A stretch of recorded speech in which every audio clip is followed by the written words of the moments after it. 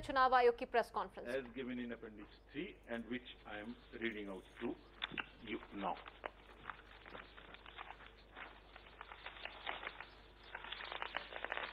Can we put it on the? I'm waiting for you to Okay. announce it, sir.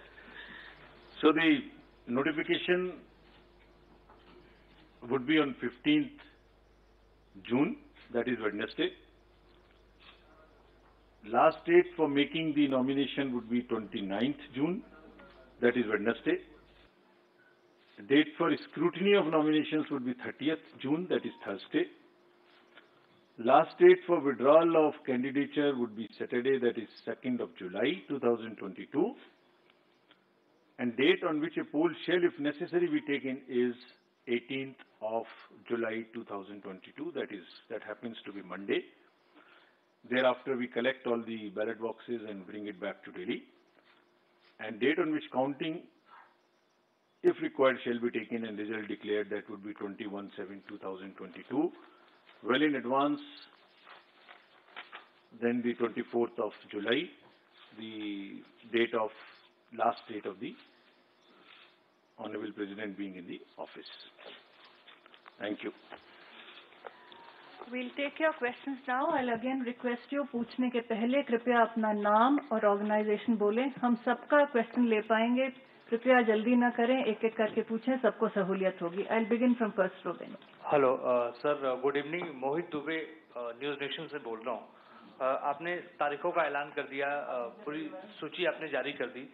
सवाल लगातार निष्पक्षता को लेकर उठता रहा है। रिजॉर्ट जैसे राज्यसभा का चुनाव होता है या हम राष्ट्रपति चुनाव की बात करें तो एक निष्पक्षता को लेकर लगातार सवाल उठता है, विधायकों को लेकर उठता है। क्या उसके लिए भी कोई मैकेनिज्म आप लोगों ने बनाया है ताकि विधायकों पर नजर रखी जा सके और निष्पक्षता के साथ चुनाव करवाया जा सके? जैसे मैंने आपको अभी अपने संबोधन में बताया, इसमें 3-4 चीजें हैं। नंबर 1, ये पूर्णतः सीक्रेट बैलेट है। कोई भी इलेक्टर अगर बैलेट को दिखाएंगे तो वो बैलेट ऑटोमेटिकली उस दिन पर कैंसिल हो जाएगा। दूसरा, पेन की एक व्यवस्था मैंने आपको बताई, ये पुराने इंस्टेंसेस जैसे भी हो चुके हैं, तो वो पेन वही इस्तेमाल करेंगे जो कि कमीशन उनको प्रोवाइड करेगा। अगर कोई भी पेन दूसरा इस्तेमाल हुआ तो वो काउंटिंग के समय में कैंसिल हो जाएगा। थर्डली, हर स्टेट में कमीशन एक सीनियर ऑब्जर्वर को अपॉइंट करेगा, just to keep watch on this. ये हमने एक लिस्ट बनाई है जो बहुत ही वरीय एडिशनल सेक्रेटरी लेवल के ऑफिसर्स हैं, उनको हम पोस्ट करेंगे हर स्टेट में, और हमारी ट्रेनिंग उनके लिए शुरू होने वाली है तुरंत ही 1-2 दिन में। We will be emphasising on these points. और कमीशन का कंबाइंड, पूरे कमीशन का ये रिजॉल्व है कि कोई भी अनएथिकल प्रैक्टिस इस सबसे बड़े ऑफिस के चुनाव में कहीं से कहीं तक नहीं होनी चाहिए। और वो अगर होती है और इस तरीके की कोई भी इंस्टेंस सामने आती है, it will all be videographed also. अगर इस तरह की कोई इंस्टेंस सामने आती है तो that itself, as I mention, is a ground for an EP and even a cancellation of the election. Neeraj news 18 India से एक सांसदों के वोट का मूल्य क्या होगा, क्योंकि जम्मू कश्मीर में विधानसभा नहीं है तो इसलिए सांसदों के वोट का मूल्य घटा है। दूसरा सवाल स्पेसिफिक है, कल राज्यसभा के चुनाव है, राज्यसभा में जो लोग जीत कर आएंगे वो भी राष्ट्रपति चुनाव में वोट करेंगे। कल 4 राज्यों में जहां वोटिंग होनी है राज्यसभा चुनाव के लिए, वहां फ्री एंड फेयर इलेक्शंस हो, खरीद फरोख्त न हो, क्रॉस वोटिंग न हो, इसके लिए चुनाव आयोग की नजर कैसे इन चारों राज्यों पर लगी हुई है, ये जानना चाहेंगे। आपके प्रश्न के 2 पक्ष हैं।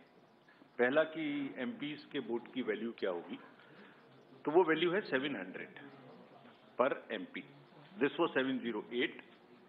It has been changing in all the elections, sometimes 702, sometimes 708, this time it will be 700. So this is one part. दूसरा पक्ष आपने कहा कि जो राज्यसभा के चुनाव के बारे में, तो ये मैं पहले ही आपको अपने संबोधन में बता चुका हूं कि 55 सीट्स पर राज्यसभा का चुनाव हुआ है, जिसमें से सिर्फ 4 जगह बची हैं जहां पर कि चुनाव होना है, वहां से बाकी अनकंटेस्टेड कैंडिडेट्स ऑलरेडी डिसाइड हो चुके हैं। कल हरियाणा, राजस्थान, महाराष्ट्र और कर्नाटका में राज्यसभा का चुनाव है। हमने चारों जगह में स्पेशल ऑब्जर्वर्स अपॉइंट किए हैं और पूरे प्रोसेस की वीडियोग्राफी होगी। और जैसे मैंने पहले बताया था कि जो भी चुनाव जिनका भी टर्म खत्म हो रहा है राष्ट्रपति जी के चुनाव के डेट से पहले, उन सबका नाम इलेक्टोरल लिस्ट में ऐड होके सप्लीमेंट्री लिस्ट जिस दिन पर डेट खत्म हो रही है उसी दिन के हिसाब से सप्लीमेंट्री डेट्स इशू होंगी और उनको हम अपनी वेबसाइट पे भी डालेंगे and then it would be available to everybody to see the day the that comes when they are kind of the vacancies happening on that particular. Rajiv ji, sir Sanjay Sharma हूँ India news channel से। मेरा सवाल है sir, क्या सभी प्रदेशों के विधायकों के वोट समान होंगे या किसी स्टेट के विधायकों के वोट अलग अलग होंगे? क्या सबसे ज्यादा किसी स्टेट के विधायकों के वोटों की कीमत अलग होगी, वैल्यू अलग होगी, और सबसे ज्यादा किस स्टेट की होगी और सबसे कम किस स्टेट के विधायक की वैल्यू होगी? देखिए, जो प्रश्न आप पूछ रहे हैं इसका मैंने एक अपेंडिक्स है जो अभी आपको किताब बाहर भी आप ले सकते हैं, ये अपेंडिक्स है। तो दिस इज अपेंडिक्स नंबर 1। तो जो मैंने आपको बताया था कि एमएलएस की टोटल वोट्स की संख्या है 5,43,231। उसमें किसके कितने वोट की वैल्यू है वो स्टेट वाइज आपको दी हुई है। कितने उसमें एमएलए गण हैं और कितने उनकी वोट की वैल्यू है वो दी हुई है।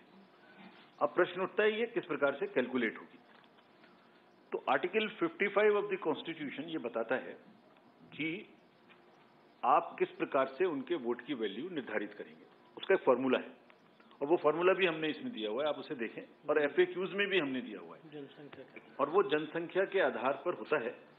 डिटेल्ड फॉर्मूला है, वो आप इसमें पढ़ें और पूरा हमने दिया हुआ है। अगर फिर भी कोई आपके मन में शंका रह जाएगी तो will sir it will take longer time to explain to you, but it is exactly as provided in the constitution about the vote and on the basis of the census which it mentions.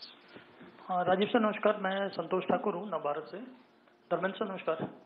हाँ, मैं sir आपसे सवाल पूछना चाह रहा था कि आपने बोला कि इसमें विप इशू नहीं कर पाएंगी पार्टीज, तो वो तो सर पार्टीज का अधिकार होता है, उसमें इस तरह का बंधन क्यों लगाया गया? इससे तो क्रॉस वोटिंग और हॉर्स ट्रेडिंग का भी आशंका रहेगी। Thank you. राष्ट्रपति जी और उपराष्ट्रपति जी का जो चुनाव है वो कॉन्स्टिट्यूशन के संविधान के प्रावधान और presidential and vice presidential election act 1952 और उसके अंतर्गत presidential and vice presidential election rules 1974 जो बने हैं उनसे निर्धारित होता है। ये कॉपी है, ये आप जाते समय अगर चाहें तो एक प्राप्त करें। इसमें विप का प्रावधान नहीं है। विप का प्रावधान नहीं है इस चुनाव में, और ये आज की बात नहीं है, ये पहले से भी यही है। इसमें विप की कोई प्रावधान ही नहीं है। दूसरों को हम चांस दे दें, पहले हम यहाँ बीच में से ले लें, फिर आते हैं आपके पास। आप जितना पूछेंगे हम जवाब देंगे। सर मैं sir Shailesh Yadav sir A9 news agency से।